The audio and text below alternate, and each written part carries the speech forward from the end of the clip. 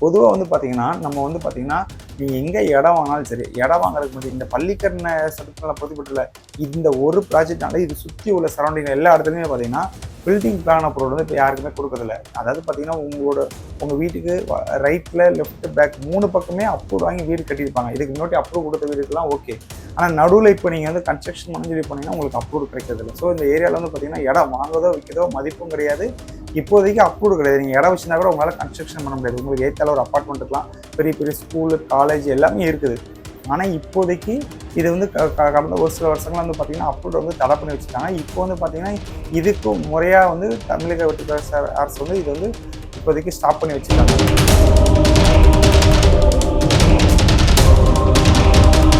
இது வந்து சாதாரண லேண்டு மாதிரி கிடையாது. இதில் வந்து என்னென்ன பெனிஃபிட் இருக்குது அப்படின்னு பார்த்தீங்கன்னா, இப்போ கடல் வந்து பொங்கி வருதுன்னா கூட இந்த கடல் நீரை உள்வாங்கிறதுக்கு வந்து பார்த்தீங்கன்னா இந்த சதுப்பு நிலத்தோட மண் தன்மை அந்த மாதிரி இருக்கும். மண்ணோட சாயல் வந்து ரொம்ப லூஸாக இருக்கும், ஸ்பாஞ்சுமாக இருக்கும். ஸோ எவ்வளோ கடல் தண்ணி வெளியே வந்தால் கூட அந்த கடல் தண்ணியை வாங்குறதுக்கு நம்மகிட்ட எந்த லேண்டும் கிடையாது. எல்லாமே ஃப்ளாட் அப்பார்ட்மெண்ட் ஐடி கம்பெனி வந்துச்சு.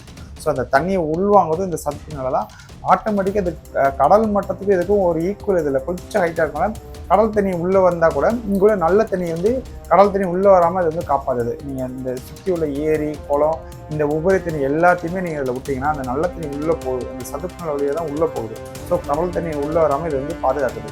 இந்த சதுப்பு நிலம் வந்து இவ்வளோ வேலை செய்யுது. ஆனால் இந்த சதுப்பு நிலத்தை நம்ம வந்து எப்படி பாதுகாக்கிறோம் அப்படின்னு பார்த்தீங்கன்னா, ஒரு பக்கம் ஆக்கிரமிப்பு, 2வது மெயினான விஷயம் அதில் ஒரு பகுதி வந்து பார்த்திங்கன்னா குப்பையை கொட்டும். குப்பை, பிளாஸ்டிக்கு, மருத்துவ கழிவுகள், பெரிய பெரிய கம்பெனியில் உள்ள கழிவுகள் எல்லாமே குப்பையை கொண்டு போய் குப்பையாக கொட்டி வச்சுட்டோன்னா அந்த சதுப்பு நில மண்ணோட தன்மை எப்படி வந்து தண்ணி உரியும்? ஃபுல்லாக பிளாஸ்டிக்லாம் போட்டிங்கன்னா தண்ணி எல்லாமே பார்த்திங்கன்னா அந்த குப்பையோட கழிவுகள்லாம் வந்து பார்த்திங்கன்னா இன்னொரு 10-20 வருஷத்தில் இந்த குப்பையோட கழிவுகள் அங்கே இருந்து தண்ணி எல்லாமே வந்து பார்த்திங்கன்னா ரச தண்ணியாக இந்த பள்ளிக்கரணை சதுப்பு நில பகுதி வந்து பார்த்திங்கன்னா நம்மளுக்கு வந்து மழை வெள்ளத்தில் இதை சுற்றியுள்ள எல்லா பகுதிக்கும் காரணமே வந்து பார்த்திங்கன்னா இந்த பள்ளிக்கரணை சதுப்பு நில பகுதி தான். தண்ணி பற்றாக்குறைக்கு காரணமும் இந்த பள்ளிக்கரணை சதுப்பு நில பகுதி தான். எப்படின்னு சொல்லி பார்த்தீங்கன்னா இந்த பள்ளிக்கரணை சதுப்பு நில பகுதியை சுற்றி வந்து பார்த்தீங்கன்னா உங்களுக்கு வந்து வேளச்சேரி, மடிப்பாக்கம், பள்ளிக்கரணை, பெருங்குடி, சிறுசேரி இதை சுற்றி வந்து ஓகேமாக்கம் இதெல்லாம் நிறைய வந்து இந்த பள்ளிக்கரணை சதுப்பு நில சுற்றியுள்ள பகுதியெல்லாம் பார்த்தீங்கன்னா மழை வெள்ளம் வந்தால் எப்போவுமே பார்த்தீங்கன்னா இந்த ஏரியாவில் தண்ணி நிற்குது.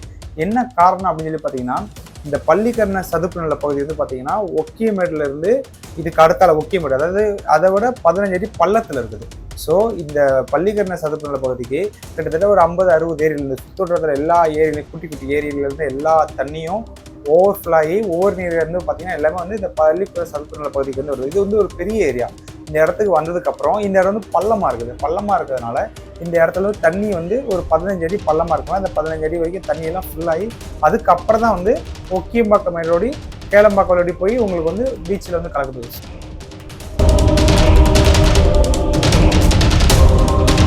கவர்மெண்ட்டும் சரி மக்களும் சரி நம்ம எல்லாமே இது பொறுப்புணர்ச்சி இருக்கணும். குப்பையை பிரிக்கச்சில் குப்பை எல்லாமே ப்ராப்பராக பிரித்து கொடுக்கணும். அதே மாதிரி அந்த இடத்துல குப்பை கொட்டுறதுக்கு பதிலாக அடுத்த வழியை வந்து நீங்கள் வந்து அந்த குப்பையை ரீசைக்கிள் பண்ணிட்டு இருக்காங்க. ஆல்மோஸ்ட் வந்து ஒரு குப்பையெல்லாம் எடுத்து பண்ணதுக்கெல்லாம் ப்ராசஸ் பண்ணிட்டு இருக்காங்க. இந்த குப்பையெல்லாம் க்ளீன் பண்ணுறாங்க. இருந்தாலும் முடிஞ்ச அளவு மேற்கொண்டு குப்பையை கொட்டாமல் அதை ரீசைக்கிள் பண்ணி அந்த குப்பையை வச்சு எனர்ஜி இப்போ ஃபாரின்லாம் பார்த்தீங்கன்னா குப்பையை வச்சு கன்ஸ்ட்ரக்ஷன் பண்ணுறாங்க, பெரிய பெரிய பில்டிங் பண்ண ஆரம்பிச்சிட்டாங்க. அதை வச்சு எனர்ஜி கரண்ட் தயாரிக்காங்க. இந்த மாதிரி இந்த குப்பை எல்லாத்தையுமே நம்ம கிளியர் பண்ணி இந்த இடத்த நம்ம வெட்டி இதை சரி பண்ணோன்னா நம்மளுக்கு இந்த பிரச்சனைலாம் செலவு. நம்ம வந்து இன்றைக்கி தான் அதை யோசிக்கிறோம்.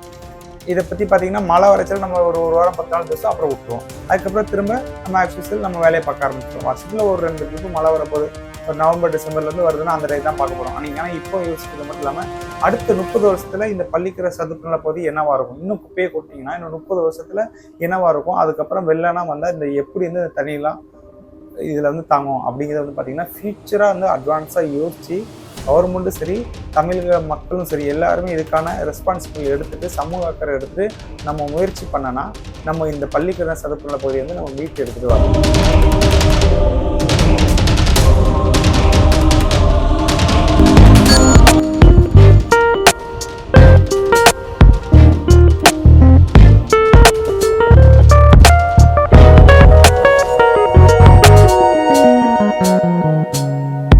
சென்னை பள்ளிக்கரணை சதுப்பு நில பகுதியில் வந்து பார்த்தீங்கன்னா இப்போ தமிழக வெற்றிகள் வந்து ஒரு துணிச்சலான ஒரு ஆக்ஷன் வந்து எடுத்திருக்காங்க. இதனால் வந்து பார்த்தீங்கன்னா நம்மளுக்கு வந்து பார்த்தீங்கன்னா என்னென்ன நன்மைகள் இருக்குது அப்படின்னு இந்த வீடியோவில் வந்து நம்ம முழுமையாக பார்க்கலாம். கடந்த ஆட்சியில் வந்து பார்த்தீங்கன்னா சென்னை சதுப்பு நில பகுதியில் ராம்சர் லேண்ட் அந்தஸ்து பெற்றது. அந்தஸ்து வந்து அந்த இடத்துக்கு வந்து வழங்கப்பட்டிருக்குது. அந்த இடத்துல வந்து பார்த்தீங்கன்னா பிரிட்கேட் குரூப் அப்படி மூலியமா சர்வே 453, 495 2C, 496, 497, 498 இது வந்து பார்த்தீங்கன்னா ராம்சர் அந்த லேண்டுக்குள்ள வந்து வருது. இந்த இடத்துல வந்து பார்த்தீங்கன்னா 200 கோடி மதிப்பில் 1209 ஃபிளாட் வந்து கெட்டதா வந்து முடிவு எடுத்திருந்தாங்க. இது வந்து பார்த்தீங்கன்னா ராம்சர் அந்தஸ்து பெற்ற லேண்டுக்குள்ள வருது அப்படின்னு சொல்லிட்டு அறப்போர் இயக்கத்துல மூலியமா வந்து பார்த்தீங்கன்னா வெங்கடேசன் வந்து ஒருத்தவங்க பார்த்தீங்கன்னா கடந்த ஒரு 6 மாதமா இதுக்காக பல போராட்டங்கள் வந்து செஞ்சுருந்தாங்க. இதுக்காக கோர்ட்டில் அலைஞ்சி போராட்டம் பண்ணி இந்த ராம்சர் இடத்துக்குள்ள இது வந்து இருக்குது அப்படின்னு சொல்லி போராட்டம் பண்ணாங்க. அதுக்காக அதுக்கு வந்து முறையா வந்து எந்த இதுவும் இல்லாமல் கட்டிட அனுமதி கொடுத்துருக்காங்க, சுற்றுச்சூழல் பாதுகாப்பு கொடுத்துருக்காங்க. அது வந்து பார்த்தீங்கன்னா சதுப்பு நில பகுதியில் இல்லை அப்படின்னு சொல்லி நிறைய முறைகேடு நடந்திருக்குது அப்படின்னு சொல்லி கடந்த ஆட்சியில் நிறைய போராட்டங்கள் பண்ணாங்க. இப்போ இதுக்கு வந்து பார்த்தீங்கன்னா தமிழக வெற்றிகளுக்கு வந்து பார்த்தீங்கன்னா இதற்கு சுற்றுச்சூழல் அனுமதி வந்து இப்போதைக்கு கேன்சல் பண்ணிட்டாங்க. அந்த பணியை மேற்கொண்டு தொடர விடாம கேன்சல் பண்ணியிருக்காங்க. இதை பத்தி என்னங்கிறது இந்த முழுமையாக அந்த வீடியோ வந்து பார்க்கலாம்.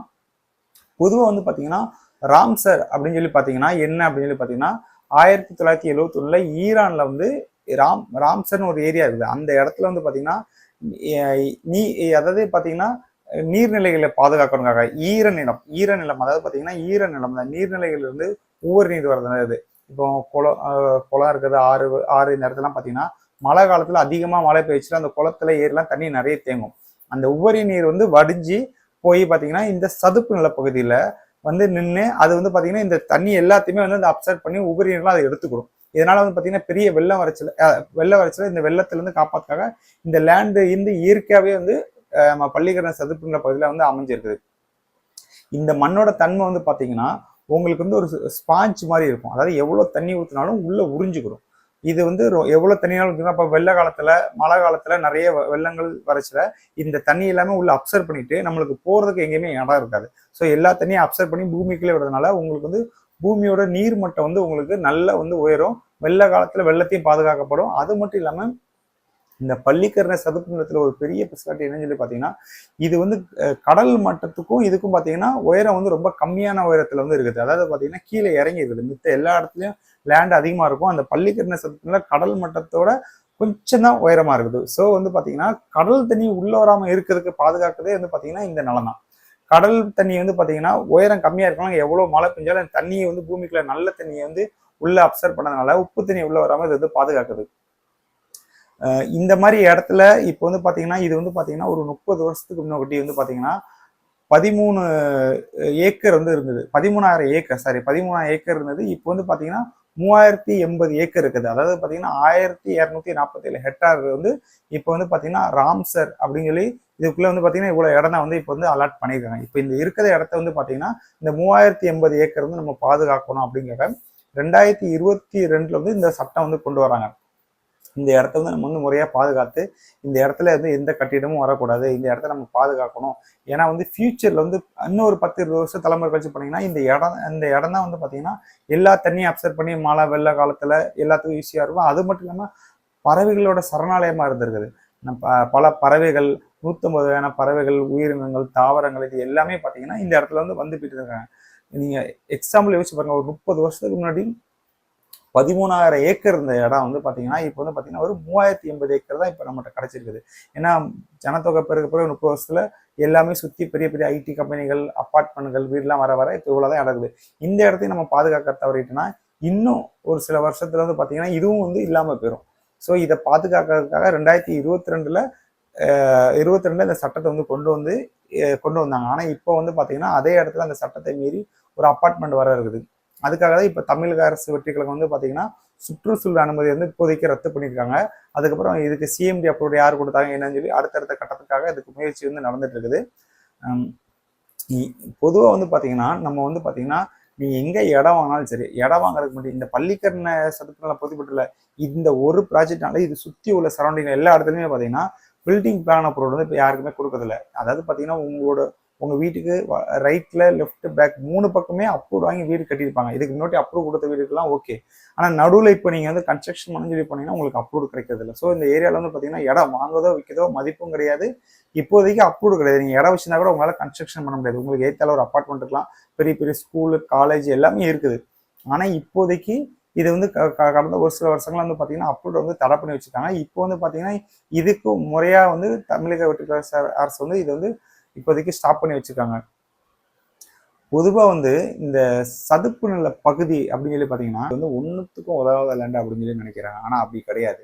இது இது வந்து பார்த்தீங்கன்னா ஒரு 40-50 வருஷத்துக்கு முன்னாடி பார்த்தீங்கன்னா 15,000 ஏக்கர் இருந்தது. இன்னைக்கு வந்து பார்த்தீங்கன்னா 3080 ஏக்கர் மட்டும் தான் வந்து ராம்சர் அந்தஸ்து வந்து பெற்றிருக்குது. அதாவது 1247 ஹெக்டார் இந்த அளவு தான். அதாவது கிட்டத்தட்ட உங்களுக்கு வந்து எவ்வளோ கம்மியாக இருக்கு பாருங்க.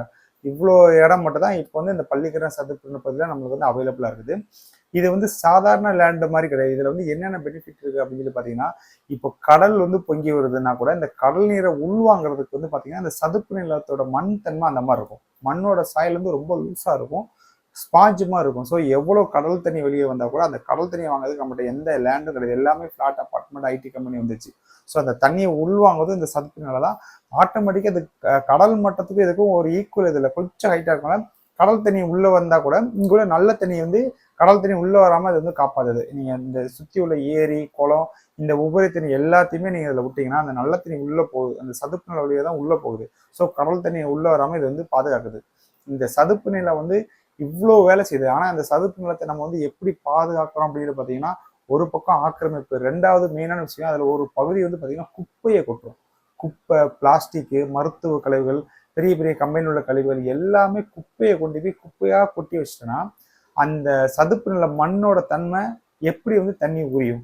ஃபுல்லாக பிளாஸ்டிக்லாம் போட்டிங்கன்னா தண்ணி எல்லாமே பார்த்தீங்கன்னா அந்த குப்பையோட கழிவுகள்லாம் வந்து பார்த்தீங்கன்னா இன்னொரு 10-20 வருஷத்துல இந்த குப்பையோட கழிவுகள் அங்கே இருந்து தண்ணி எல்லாமே வந்து பார்த்தீங்கன்னா விஷத்தன்மையாக மாறிடும். எல்லா குப்பையும் அந்த குப்பை தண்ணியும் மண்ணுக்குள்ளே போச்சுன்னா சுற்றி அந்த சதுப்பு சுற்றி உள்ள எல்லா வீட்லேயும் சுற்றி உள்ள ஏரியாலாம் நீங்கள் போர்லாம் பார்த்தீங்கன்னா தண்ணி வந்து கூடிய சீக்கிரத்தில் கெட்டு போயிடும். ஸோ இந்த சதுப்பு நில பகுதியை ஆக்கிரமிப்பு மட்டும் நம்ம பாதுகாக்கிறது மட்டும் நம்மளோட சோசியல் ரெஸ்பான்சிபிள், நம்மளோட கடமை கிடையாது.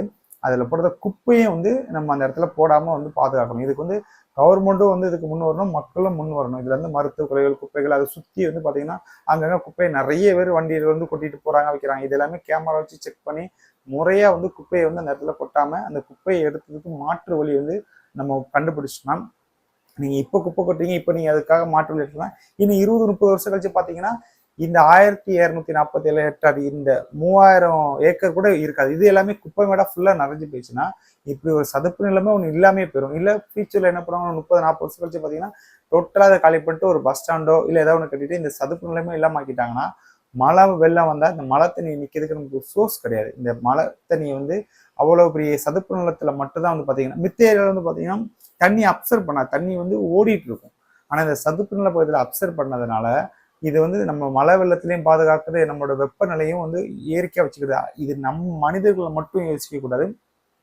பல பறவைகள் மழை காலத்துல தண்ணி இருக்கும், அது வந்து பறவைகள் வந்து குடிச்சு போடும். வெயில் காலத்துல இந்த சதுப்பு நில பகுதியில இருந்து பார்த்தீங்கன்னா இந்த சதுப்பு நில பகுதியில எப்பவுமே தண்ணி வெயில் காலத்துலேயும் மேலோட்டமா இருக்கும்.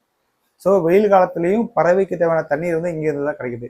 இந்த சதுப்பு நில பகுதியை நம்ம வந்து பாலாக்கி குப்பையெல்லாம் போட்டிங்கன்னா அந்த பறவைகளுக்கு ஒரு நல்ல தண்ணியும் கிடைக்காது. ஃபியூச்சரில் வறண்டு போய் தண்ணி இல்லாமல் இந்த பறவைகள் வந்து தண்ணிக்கு என்ன பண்ணும் அப்படிங்கிறது வந்து பார்த்தீங்கன்னா ஒரு கேள்விக்குறி தான். ஸோ இதுக்காக பல இயற்கை ஆர்வலர்கள் வந்து இதுக்காக பல போராட்டங்கள் பண்ணுறாங்க, பல விஷயங்கள் வந்து இதுக்காக முன்னெடுத்து நடத்துகிறாங்க. இதையும் வந்து கவர்மெண்ட் வந்து கருத்தில் கொண்டு இந்த குப்பைக்கும் ஒரு மாற்று வழி கொண்டு வரணும்.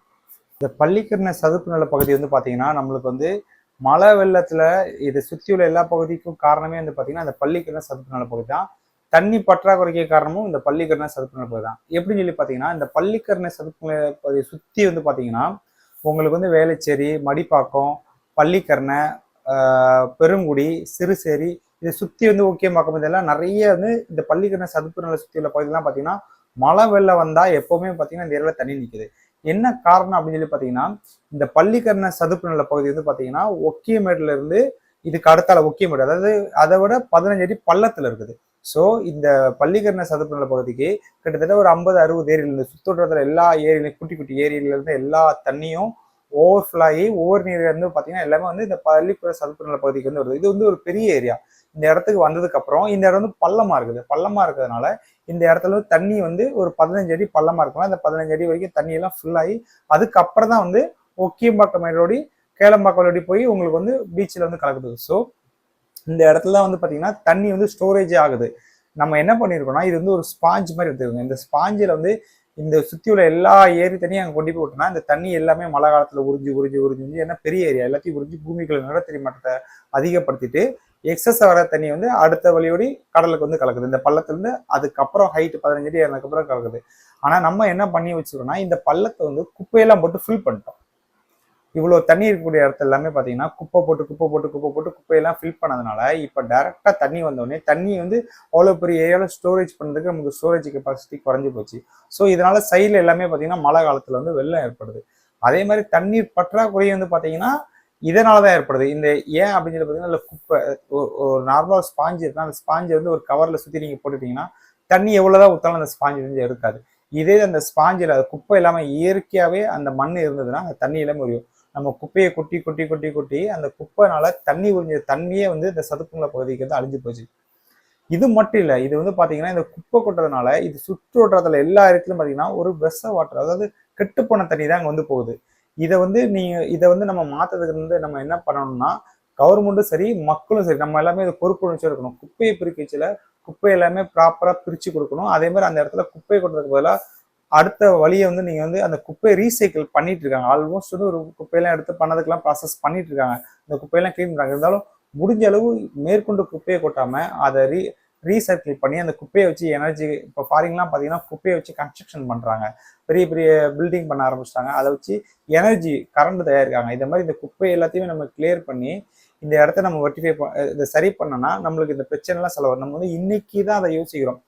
இதை பற்றி பார்த்தீங்கன்னா மழை வரைச்சல் நம்ம ஒரு வாரம் 10 நாள் பேசுவோம், அப்புறம் விட்டுருவோம். அதுக்கப்புறம் திரும்ப நம்ம ஆக்சுவல் நம்ம வேலையை பார்க்க ஆரம்பிச்சிடும். வருஷத்துல ஒரு 2 ட்ரிப்பு மழை வரப்போகுது, ஒரு நவம்பர் டிசம்பர்லேருந்து வருதுன்னா அந்த டைம் தான் பார்க்க போகிறோம். அன்னைக்கு ஆனால் இப்போ யோசிக்கிறது மட்டும் இல்லாமல் அடுத்த 30 வருஷத்துல இந்த பள்ளிக்கிற சதுப்புநில பகுதி என்னவா இருக்கும், இன்னும் குப்பையை கொட்டிங்கன்னா இன்னும் 30 வருஷத்துல என்னவா இருக்கும், அதுக்கப்புறம் வெள்ளனா வந்தால் இந்த எப்படி வந்து இந்த தண்ணியெல்லாம் இதில் வந்து தாங்கும் அப்படிங்கிறத வந்து பார்த்தீங்கன்னா ஃபியூச்சராக வந்து அட்வான்ஸாக யோசிச்சு கவர்மெண்ட்டும் சரி தமிழக மக்களும் சரி எல்லாருமே இதுக்கான ரெஸ்பான்சிபிள் எடுத்துட்டு சமூக அக்கறை எடுத்துட்டு நம்ம முயற்சி பண்ணனா நம்ம இந்த பள்ளிக்கரண சதுப்புநில பகுதியை வந்து நம்ம மீட்டு எடுத்துட்டு வரலாம்.